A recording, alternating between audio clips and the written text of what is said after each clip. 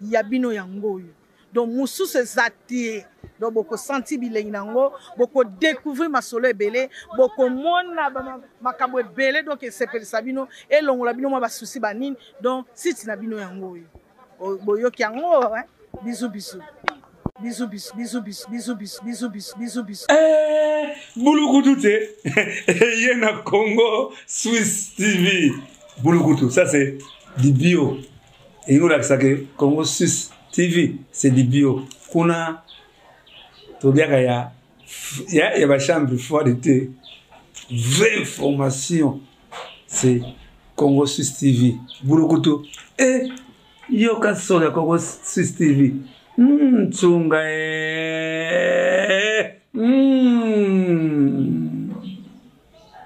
Oui, bana poto, bana bipa union saison bino Holanda biso. Vraiment, vous avez zapété Holanda Congo Swiss TV. Yango ne peneza ma solo ya malunga, eza na makambo pene ya malunga na kanti boza décider. Congo Swiss TV, Congo Swiss TV. La gangi bafoué. Chers frères, je fais appel à votre sagesse, à la sagesse bantou. La situation est plus grave que vous ne l'imaginez. Unissons-nous, car vous êtes capables de sauver ce pays. Oublions tout ce qui nous a divisés jusqu'ici.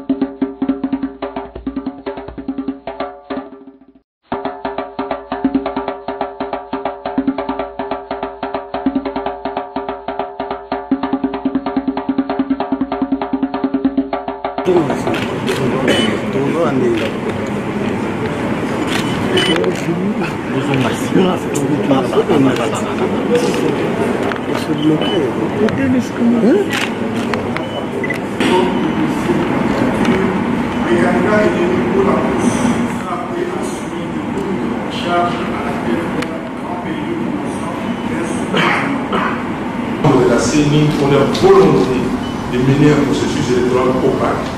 Et Père, merci d'avoir fait que leur crime ne soit pas parfait. Je vais commencer par là, parce que nous sommes venus ici, comme dit le professeur Matata, en politesse. Ce n'est pas ça ce que nous avons demandé. On vous a demandé une réunion entre les candidats présidents de la République et la CENI pour se fixer, se convenir des règles du jeu. Et vous venez ici comme si vous amenez les écoliers, vos écoliers au zoo et leur dites voici les espèces d'animaux qui existent dans le monde. Non. Ça c'est quoi exactement ça? Mais regardez, M. Kadima, membre de la CENI, voilà les rapports des 68 pages de l'OIF. Voilà comment l'OIF fait la synthèse. En 3 lignes, on dit ceci: un fichier électoral inclusif, c'est le fichier de 2018, exhaustif et actualisé, mais perfectible, et donc nécessitant des améliorations et a fait l'objet des recommandations à court et moyen terme en vue notamment de son affichage provisoire pour permettre d'aboutir à des listes électorales définitives conformément à la loi. 68 pages. Vos amis ont fait un audit que j'ai ici, c'est un champ de 137 pages. 137, il n'y a rien.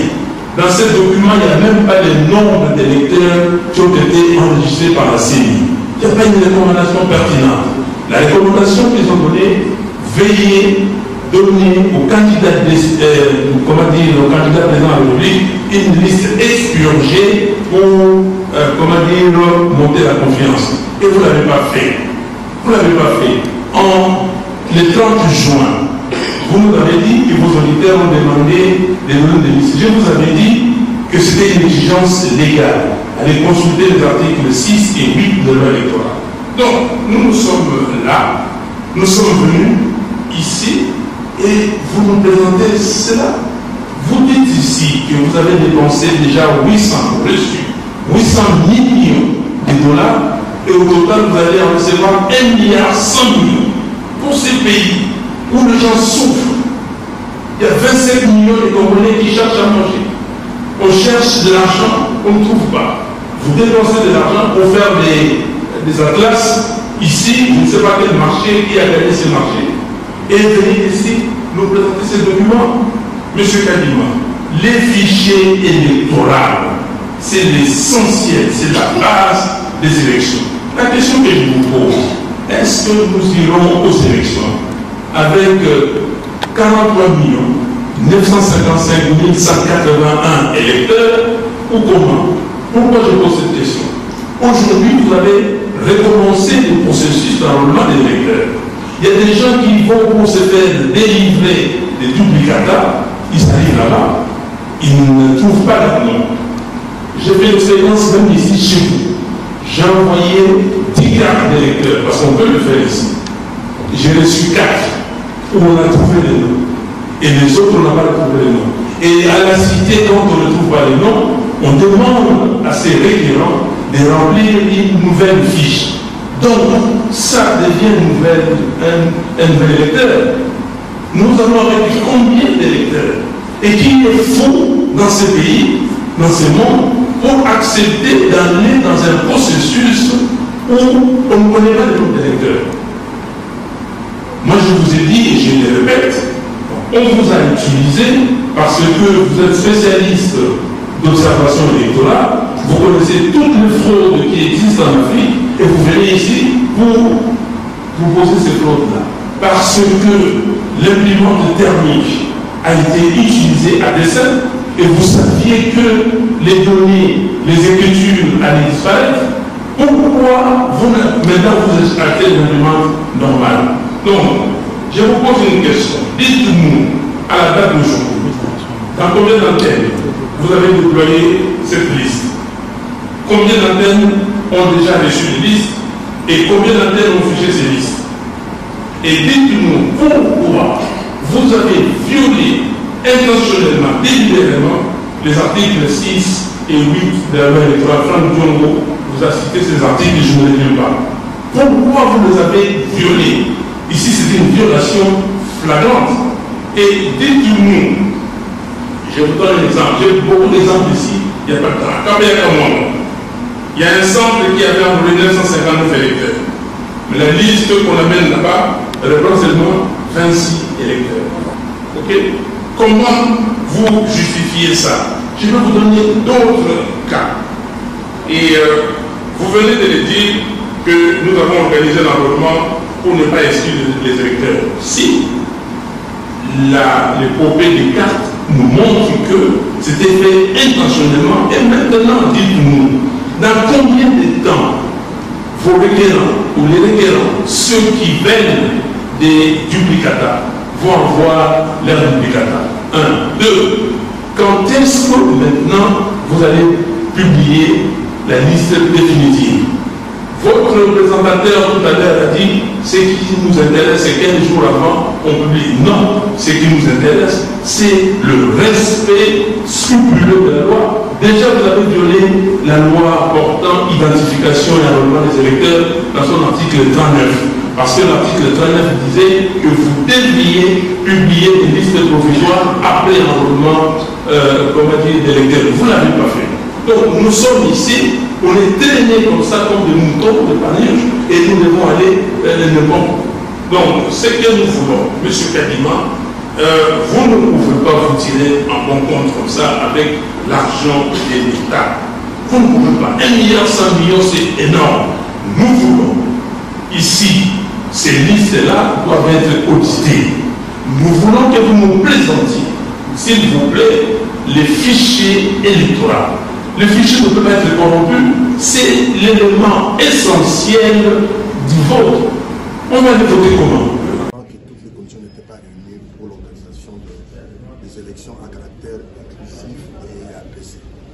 Combien de candidats ont signé cette charte? Personne n'a signé, qu'un des candidats a signé. Ils ont apporté quand même des amendements. J'ai dit personne n'a signé, on refusait de signer en l'état actuel des choses. Merci. Leur souci, et on a une syndic qui fait la sourde oreille. Et en final, en tout cas fixer encore certains points importants. inutile, à mon avis, d'aller de façon précipitée justement aux élections, étant donné qu'on les voudrait inclusives.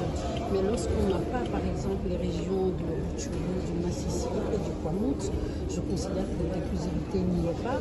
On ne peut pas priver nos compatriotes d'un droit aussi important qui est constitutionnel. Au-delà de ça, je pense qu'il y a eu plusieurs autres écueils et préoccupations pour lesquels la CENI n'a pas apporté de réponse. Donc si je dois dire quelque chose pour terminer, c'est qu'on aimerait bien que ces échanges se poursuivent, mais en tout cas, pour moi, le report des élections devrait être mis sur la place. Accepté par la CENI et également les questions relatives à cette élection qui doit se tenir le 20 décembre avec les irrégularités constatées. Je crois que si la CENI n'y travaille pas, nous risquerons de connaître des élections catastrophiques dans notre pays. Merci. Qui, selon la loi, devait être fait déjà un mois avant le début de campagne, va être fait peut-être cette semaine. Donc c'est quand même des questions importantes qui doivent nous mettre en confiance. Les candidats présidents de la République ne sont pas en confiance. Et nous sortons frustrés. Et nous avons demandé un autre cadre de concertation, parce qu'on ne peut pas aller à des élections alors que la plupart de tous ces candidats qui se sont prononcés, qui ont posé leur candidature, sont totalement frustrés. Donc voilà, on est sortis frustrés. Je crois que vous le voyez, tout le monde, personne ne veut même participer au cocktail. Il va falloir qu'il y ait un autre cadre de concertation. Je pense qu'à nos élections le 20 décembre, oui, nous tous nous voulons les élections, mais on ne peut pas aller aux élections à n'importe quel prix. Voilà, c'est ça le problème. Ou sinon, on recommence encore la même histoire. Il y a 3 cycles électoraux passés, on est au 4e, on est encore dans la même histoire. Il faut qu'à un moment donné, les choses changent. Le peuple est frustré, le peuple a faim. Le but de ces élections-là, parce que le peuple veut un changement. Mais s'il n'y a pas de changement, à quoi servent les élections? Dépenser autant d'argent, 800 millions de dollars sont déjà dépensés, mais pour que dalle, quoi. Alors, le peuple est frustré, nous sommes frustrés. Voilà, c'est ça ma réponse. Une preuve éloquente que je suis aujourd'hui les candidats les plus populaires dans les rangs de l'opposition politique. Ben écoutez, c'est symbolique. 1 + 1 = 2. Je suis numéro 2. Et donc il fallait faire 11, 11, 11 à 11h, 11e seconde. En tout cas, s'il n'y a pas d'élection en 2023, l'opposition républicaine va se mobiliser et donnera son point de vue, sa position le moment venu. Constant Moutamba et les candidats de la jeunesse congolaise et les candidats du peuple congolais. La grande mobilisation des été accès focalisé sur le thème rupture. Vous savez, le peuple congolais nous a mandaté à la présidentielle pour porter un message, celui de la rupture. Nous voulons rompre avec les vieux et anciens visages politiques. Nous voulons rompre avec la mégestion. Nous voulons rompre avec les antivaleurs des gestions. Nous voulons rompre avec l'insécurité à l'est du pays. Nous voulons rompre avec les inégalités sociales. Nous voulons rompre avec les injustices distributives, les injustices sociales. Nous voulons rompre avec le chômage de jeunes. Nous voulons rompre avec toute forme d'antivaleurs qui gangrènent aujourd'hui notre société. Écoutez, nous avons besoin de plus d'éclairage de la part de la CENI. Et c'est pourquoi nous lui avons adressé une correspondance. Nous voulons savoir l'état d'avancement du déploiement des kits électoraux. Nous voulons également savoir la suite du financement du processus électoral et surtout des dernières opérations électorales. La CENI vient de nous inviter pour une séance de concertation ce lundi. Le problème, il faut les traiter. La CENI conduit à ce jour un processus le moins consensuel qu'il soit et qui n'intègre pas les préoccupations et les sujets majeurs relevés par les candidats. On va donc aller aux élections avec des listes définitives qui n'ont pas été encore publiées, avec des données qui sont mises sur le site et qui montrent un certain nombre de contradictions, des dédoublements de centres de vote et des bureaux de vote. Beaucoup de nos électeurs vont dans le centre ouvert par la CENI pour faire constater qu'ils ne sont pas sous les listes des électeurs. Et on procède en même temps à l'identification de ces électeurs comme si l'enrôlement continuait. Ça pose problème. Et donc, tout ça nous fait dire que nous allons dans un chaos, on va affronter des problèmes qui ne sont pas résolus. La CENI est en train de tricher et nous l'avons arrêté et nous devons l'arrêter dans sa tricherie. Donc la CENI enfreint, viole la loi à chaque fois. Et aujourd'hui, la CENI est incapable de dire où est le fichier électoral. Combien d'électeurs il y a dans ces fichiers électoraux? La CENI a déjà dépensé 800 millions de dollars. Elle va dépenser au total 1,1 milliard de dollars. L'argent du contribuable congolais. Mais elle est opaque. Nous ne pouvons pas accepter que monsieur de la CENI organise sa fraude et nous l'accompagnons. Nous l'avons dit, nous avons dit à la CENI, nous devons voir clair, il faut qu'on sache exactement qui va voter et qui ne va pas voter. Nous devons avoir la vérité parce que ce que nous cherchons, c'est la vérité des journaux. Ce n'est pas autre chose. Monsieur Kadima vient ici, fait comme si de rien n'était et comme si tout était normal. Il veut montrer à la communauté internationale et qu'il fait du travail, du bon travail. Non, il fait le travail pour un candidat, M. Félix Tshisekedi, et nous ne pouvons pas accepter. Donc on l'a embauché par, comment dire, ses qualités d'observateur électoral. Et comme il a observé ailleurs, il connaît toutes les techniques de tricherie. Il veut maintenant montrer ici comment tricher aux élections. Pourquoi il a acheté des imprimantes thermiques? Pourquoi aujourd'hui il achète des imprimantes normales? Vous voyez la supercherie? Yabino yango. Donc moussou se zatie. Donc boko senti bilengi nango, boko découvrir masolo ebele, boko mona makambo ebele donc sepeli sabino et longola bino ma ba souci banine. Donc site na bino yango. Boyoki yango, hein? Bisous bisous. Bisous bisous bisous bisous bisous bisous bisous.